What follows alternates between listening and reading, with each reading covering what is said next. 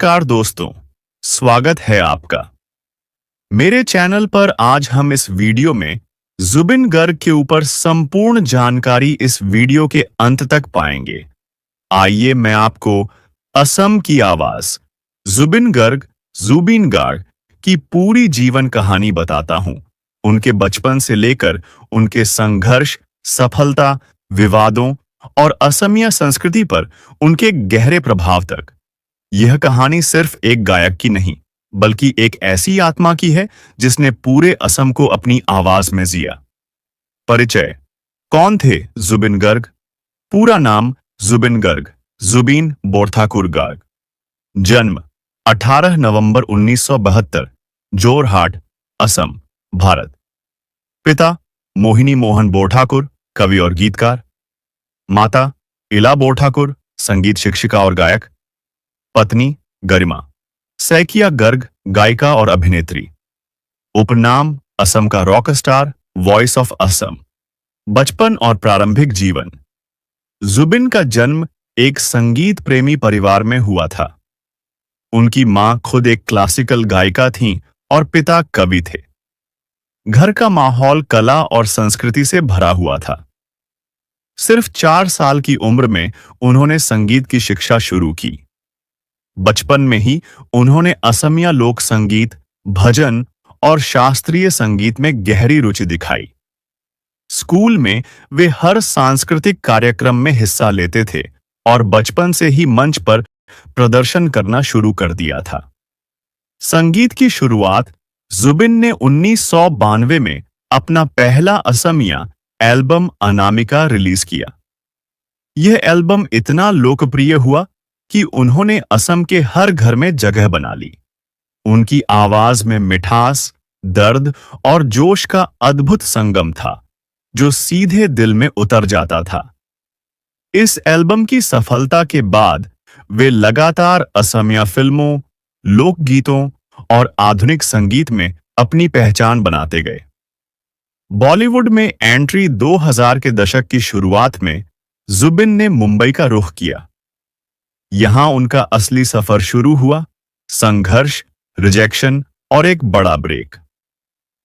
2006 में film gangster का गाना या अली रिलीज हुआ।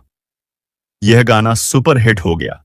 देश भर में हर जुबान पर यही नाम था, या अली रहम वाली। इस एक गाने ने जुबिन को राष्ट्रीय पहचान दिला दी।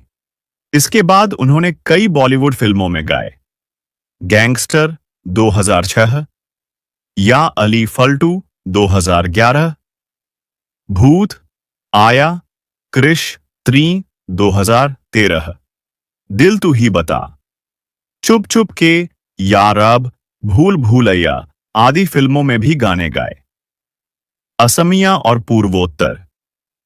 भारत की आत्मा जुबिन ने सिर्फ बॉलीवुड में नहीं, बल्कि असमिया संस्कृति को नई पहचान दी। उन्होंने सैकड़ों असमिया गीत, भक्ति भजन और फिल्मी ट्रैक गाए। उनके प्रसिद्ध असमिया गाने माया बनी, अन्नामिका, जुबिनोर गान, तुमिमुर मठुमुर, आशा आज भी असम के घरों में गूंजते हैं। उन्होंने बोडो, बंगाली, नेपाली और मणिपुरी भाषाओं में भी गाने गाए, यानी वे पूर्वोत्तर भारत की आवाज बन चुके थे। सामाजिक और राजनीतिक सक्रियता। जुबिन सिर्फ गायक नहीं थे, वे एक आंदोलनकारी आवाज थे। उन्होंने असम की संस्कृति, भाषा, पर्यावरण और युवाओं के हक की लड़ाई में खुलकर हिस्सा लिया। वे सीए, सिटीजनशिप अमेंडमेंट एक्ट के खिलाफ प्रदर्शन में शामिल हुए। उन्होंने हमेशा असम की पहचान को बचाने की बात की। कई बार राजनीतिक शक्तियों से टकराव भी हुआ, पर वे पीछे नहीं हटे। उनकी यही बोल्डनेस उन्हें एक जन नायक बनाती थी। विवाद और संघर्ष हर बड़े कलाकार की तरह जुबिन का जीवन भी उतार चढ़ाव से भरा रहा। उन्होंने कई बार कहा कि संगीत इंडस्ट्री में ईर्ष्या और राजनीति बहुत है। कुछ समय के लिए उन्होंने फिल्मों से दूरी बनाई और अपने निजी जीवन में शांत रहे, पर हर बार वे लौटे। और पहले से भी ज्यादा जुनून के साथ। आखिरी दिन और रहस्यमयी मौत। सितंबर 2025 में जुबिन गर्ग सिंगापुर गए थे। 19 सितंबर को वे स्कूबा डाइविंग के दौरान समुद्र में बेहोश हो गए। उन्हें तुरंत हॉस्पिटल ले जाया गया, लेकिन डॉक्टर उन्हें बचा नहीं सके। उनकी मौत की खबर सुनते ही पूरा असम रो पड़ा।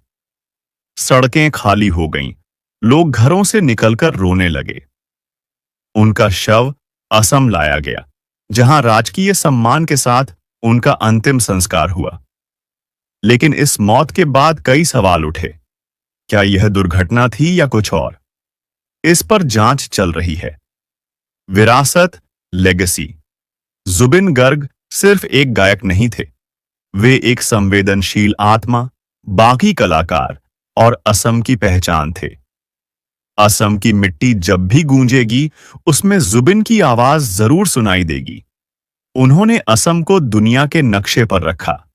अपने गीतों से प्रेम, दर्द और संघर्ष की कहानी लिखी और लोगों को यह सिखाया।